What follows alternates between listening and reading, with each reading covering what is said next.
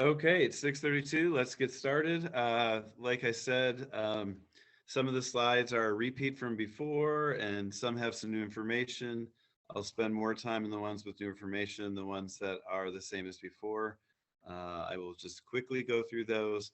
And I have another meeting tonight, so I need to stop a little bit after 7. So what I'll do is I'll go through the slides, then I'll look at the questions and the questions that are in the Q&A thing. So at any point, you can put one in there. I won't look at it till I'm done with the slides. I'll try to go through many of them.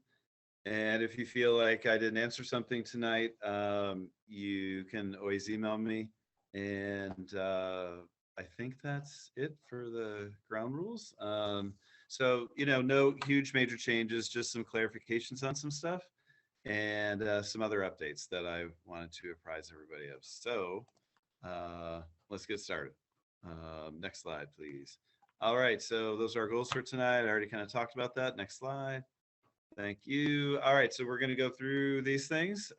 We went through them last time, but we have some clarifications on some of them. There's some things that have changed from the state level or things that are changing soon from the state level, it appears. So we're going to get into it. Next slide.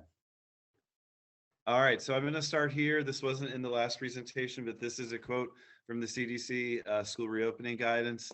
The reason I'm putting this in here, I mean, obviously it's an important quote, but the governor's office with the masking mandate information that was sent to us over the weekend also sent this. One of the representatives sent all school superintendents that they want this to be what guides us through this school year. So this is from the CDC school opening guidance. Because of the importance of in-person learning, schools should implement physical distancing to the extent possible within their structures, but should not exclude students from in-person learning to keep some sort of minimum distance requirement.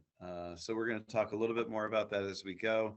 But that is something that was strongly re-emphasized to us from the governor and the governor's office over the weekend, us being us school superintendents. Next slide, please.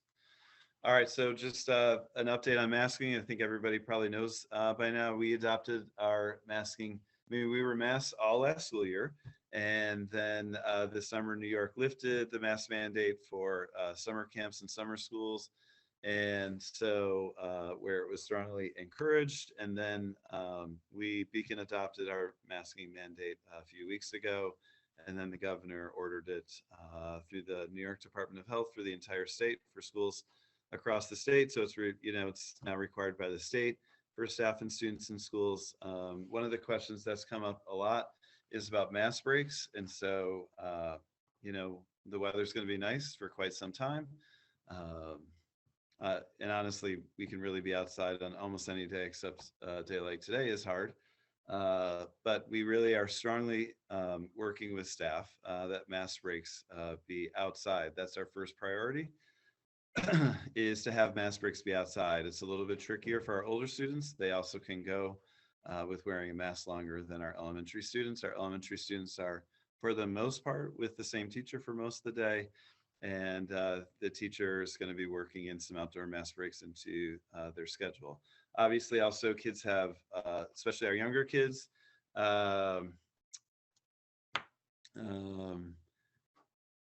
especially our younger kids have water bottles in school, so obviously they can pull their mask down to take sips of water. And then, and this is by the teacher or other adults who are in charge in the building, could be administrators or other staff. There could also be indoor mask breaks, but individuals need to be separated by 6 feet or greater, and it needs to be a brief amount of time. When I say brief, it needs to be just a few minutes, nothing long. So we understand that it's hard. A lot of people didn't wear masks very often this summer. So it will be a change coming back, but it's important. I think what we're finding in schools reopening before New York, we're one of the last states to start in the country, is schools that have mask mandates are doing a lot better than schools that do not. All right, next slide, please. So I've had a lot of questions about vaccinations, especially vaccinations of staff. So, just to reiterate what I said before, and also, uh, in answering people's emails and whatnot, for me to require, or the Board of Education to require vaccinations for our employees, it would actually be subject to negotiation. We have 7 bargaining units that work with our students. Obviously, the teachers are the biggest one, but we have many others as well. And it would be a change in their term and condition of employment and would have to be individually negotiated with all 7 of them. I want to say this really quickly. All of our employees have really done an outstanding job throughout this entire last 18 months and really have really stepped up in so many different ways. So when I say all these things, I'm not at all I hope it doesn't sound like I'm being negative about any of our unions in the district. They've all really been amazing. So that being said, that kind of negotiation is complex and long.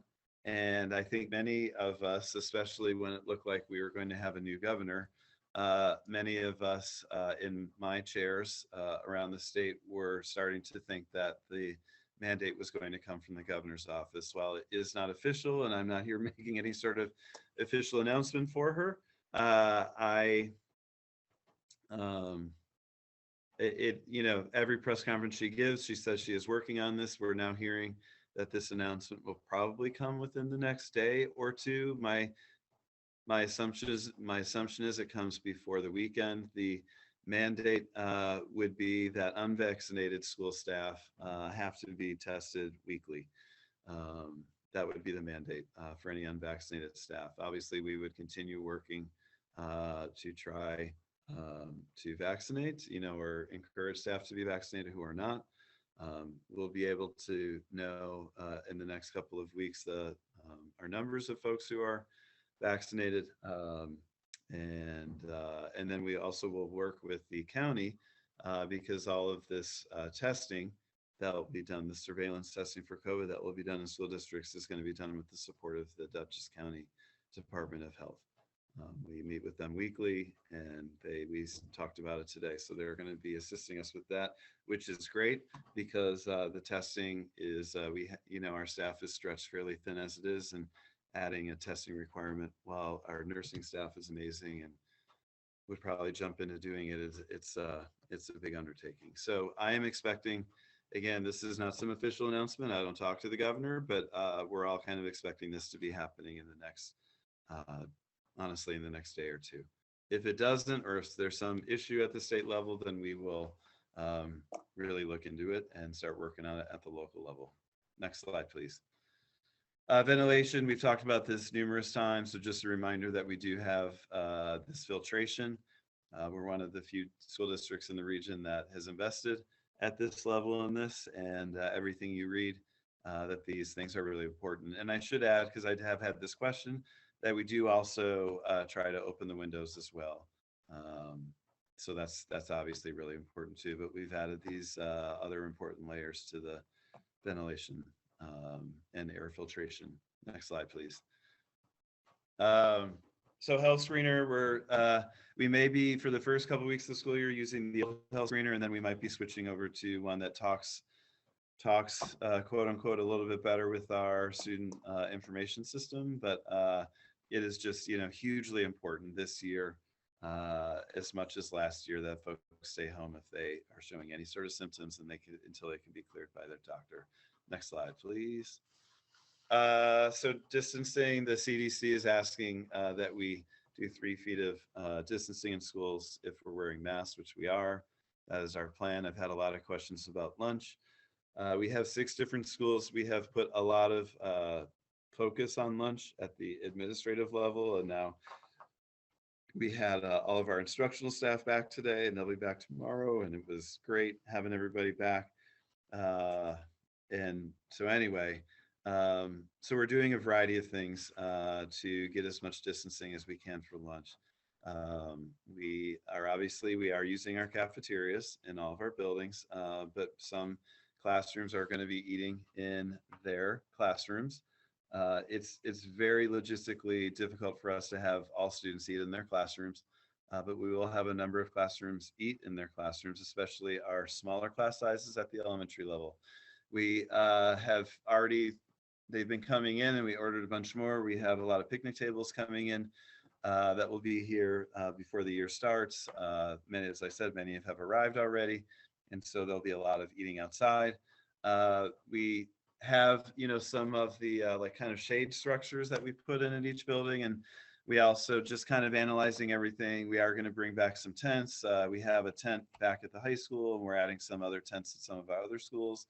And then also, some of our schools are looking at just alternate locations to eat as well, where kids, at the elementary level, kids are still eating with their class.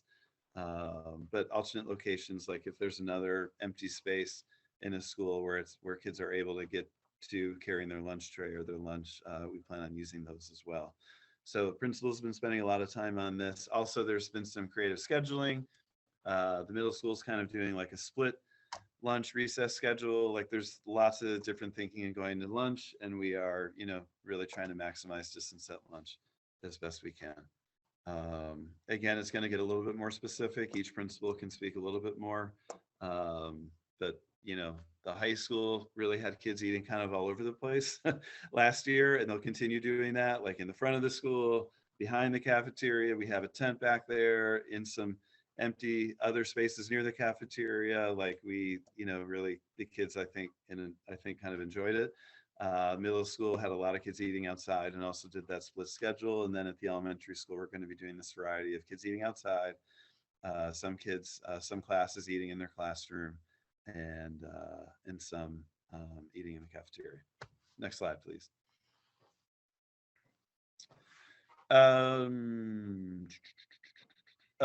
This is just the testing. I already talked about the vaccine / testing mandate that seems likely coming from the governor or the state legislature or both in the next few days. So we're going to be working closely with Dutchess County to do that. They're going to help us. They're working on some testing providers for the districts, which is great because it is a really large logistical issue. Also testing for students too.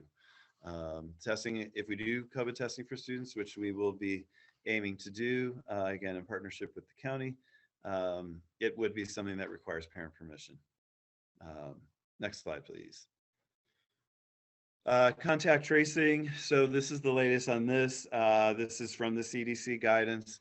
I didn't have this in the last presentation that I did a few weeks ago because I had this thought, or I thought I'd been told that the contact tracing guidelines were going to be finalized by the State Department of Health.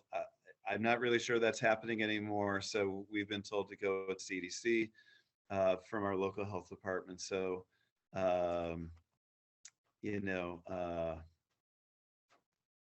so anyway, the key things here are vaccinated individuals who are asymptomatic will not be defined as exposed or close contact, and asymptomatic masked students who are seated at a distance of 3 feet or greater will not be considered close contacts as well.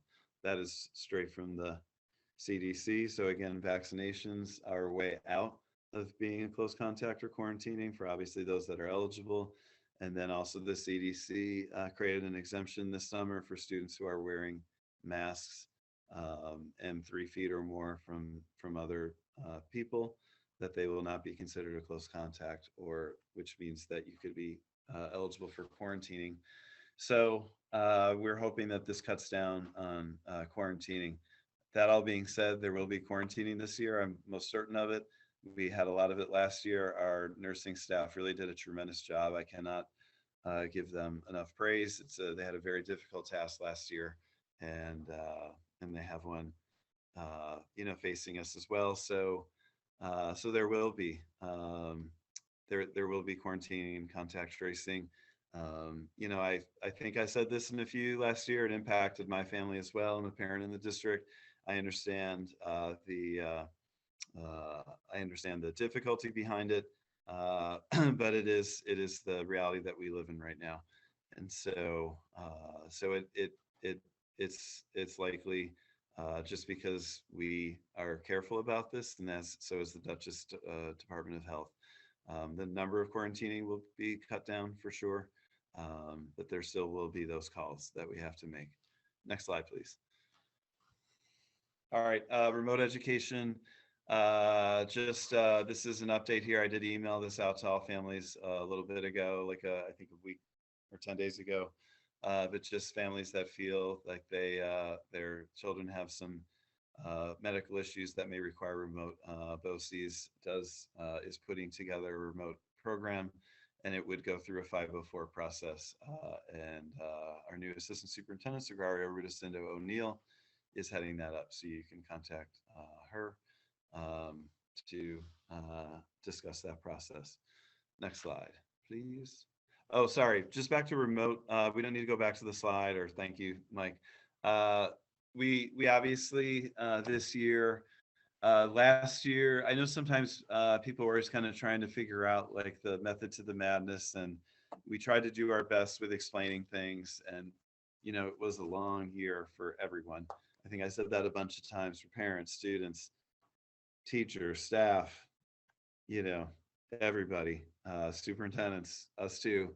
It was a long year, and sometimes we felt like we needed to go remote for a school, sometimes maybe a classroom at the elementary level.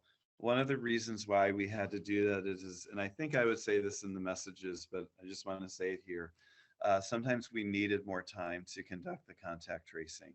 And sometimes we find out about a case, or we're not able to start contact tracing because of the communication challenges. Sometimes we don't find out until the late afternoon, early evening.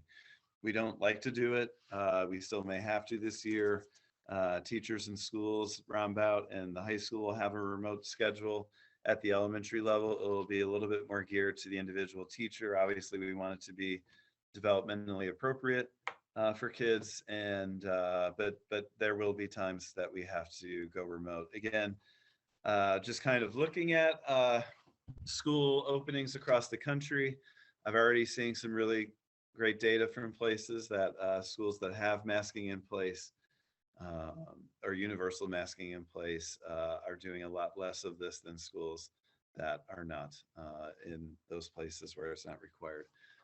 So that is our hope, is that we are able to cut down on that as well. But I do want folks to be prepared for those sudden shifts. It's life in our current reality. So, all right. The last slide is just about, we're going to keep communicating as best we can. And I'm not going to do town halls all the time, but I will do them when they are appropriate.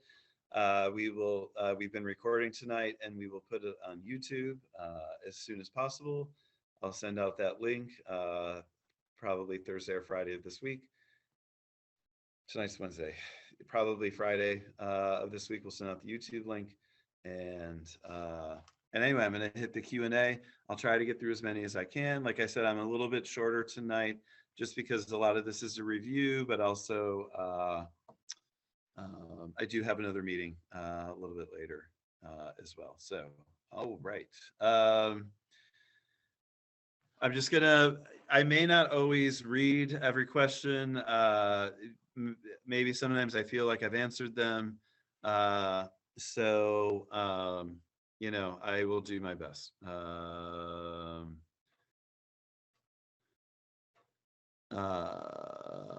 And then also sometimes it may be something that's I may try to summarize it if it's something like specifically about the situation, just so I'm not identifying people. All right. Do we need to wear masks outside? No, the state did away with the outdoor mask mandate or outdoor mask requirements. I do not remember the exact date, but it was last spring at some point. I want to say May-ish, and they have not changed that. Can we ask a teacher's vaccination status? I mean, no. I mean, I can't control words that come out of people's mouths. People can say what they want to say, but a teacher is not required to share that information by any stretch. And I think that's why the governor is doing what they're doing. I understand the concern. Like I, say a lot, I'm a dad too. I'm also very pro-vaccine, but I think that's why the governor's putting in place in the next, hopefully, day or two, the plan for school staff. I'm just sort of reading just a concern about reemphasizing with staff the importance of making sure um, everyone is masked. We worked on that today. We we talked with um, all staff about this, and I will be in all the buildings tomorrow, just going around and doing the mask thing, and um, we will do our best with that. But thank you for sharing that concern, and I will address that specifically as well. So thank you. All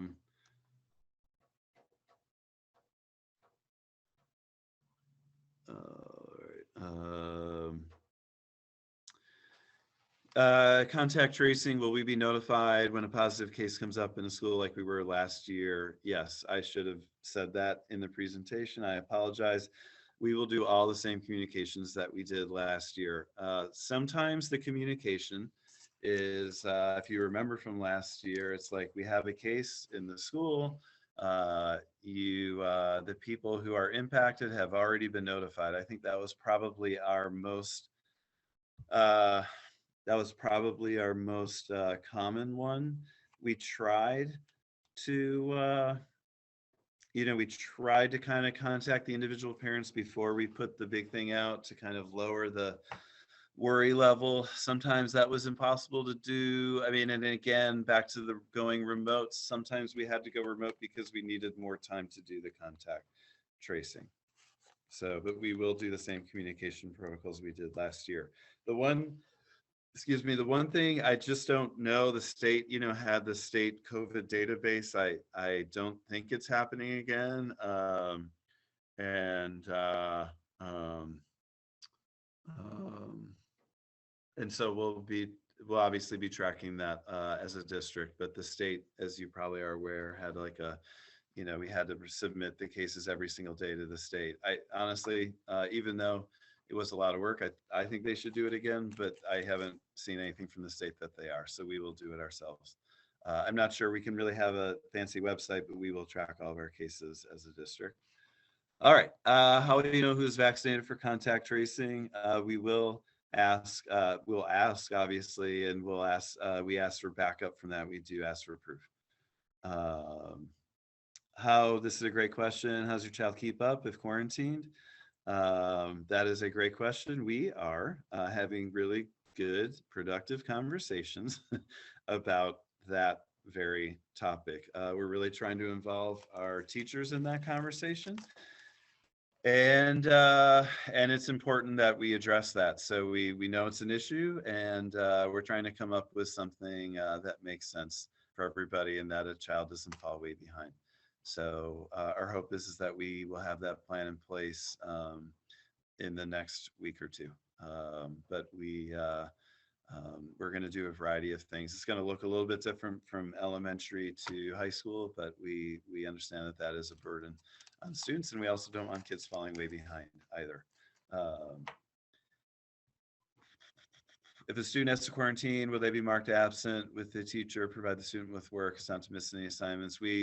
Sorry, that's kind of lined up with the other question. We're working on a plan with our teachers. It will sort of be a mix. Honestly, I need to work a little bit more with the teachers before I share it, but we want to provide students with a lot of support if they have to quarantine. And I'm blanking on policy. I don't think, I don't know about the official absence thing. I will look that up. I apologize. I should know that. All right. Do I think masking will be reassessed through the school year as cases drop?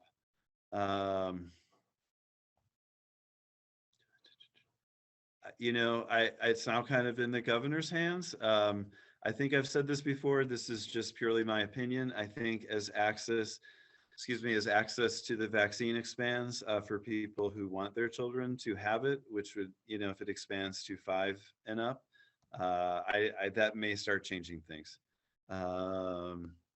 Do we need assistance assembling picnic tables? I think we're good. I think we're pretty happy with the ones we're getting, and what schools they can also during like snow and stuff, we can kind of fold them up and stick them away. But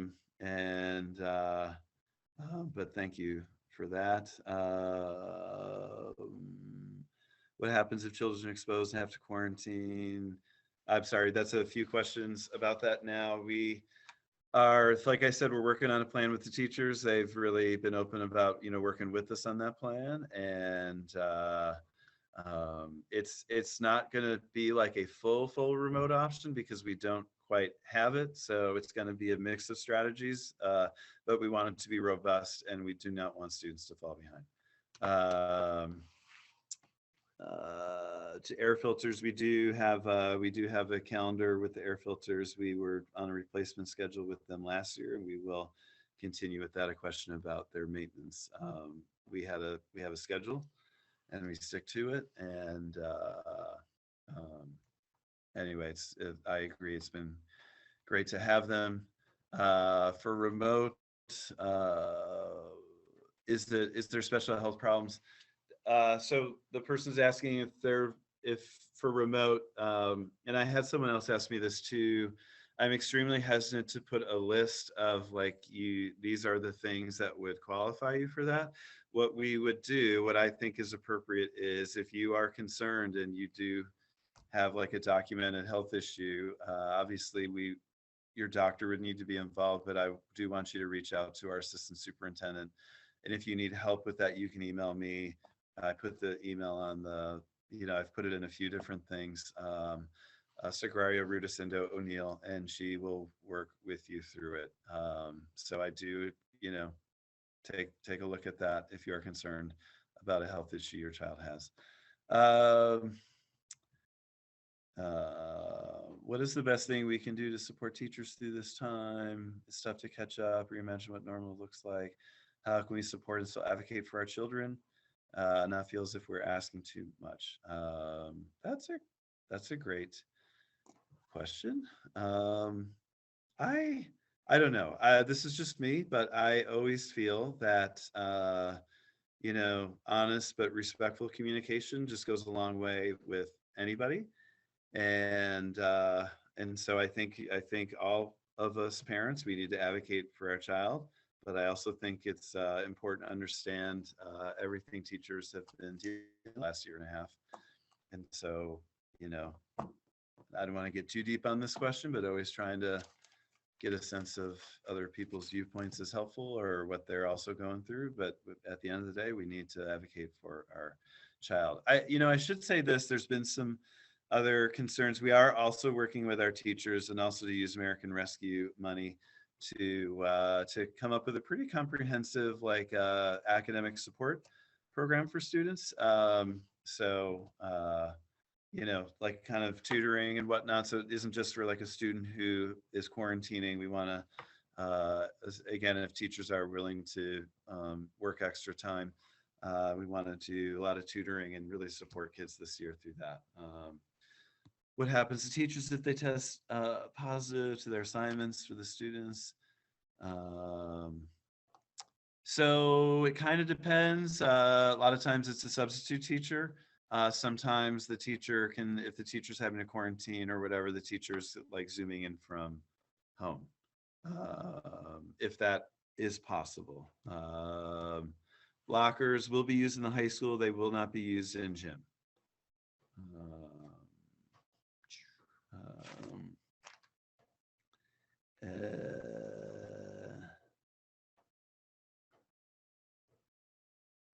All right, and I'm just also, some people put some stuff in the chat. Why is the meet and greet indoors? I understand that. I honestly think we wanted, our goal with that is we've been kind of thinking about ways to make people feel comfortable coming back to school, and we thought doing it indoors. I sent a message out. So the question was about why is the elementary meet and greet drop off thing not outdoors like last year, but indoors. I think it was also our attempt to kind of try to, open up the schools a little bit more. But again, I did send a message out It'd be great if it's one parent per family, um, and also if you could make it a very brief visit, that just helps with the flow. Um, I'm just reading, just people frustrated about not having the remote option. Uh, I do understand. I don't know. I don't want to sound the wrong way. I do really hear feedback and concerns people have.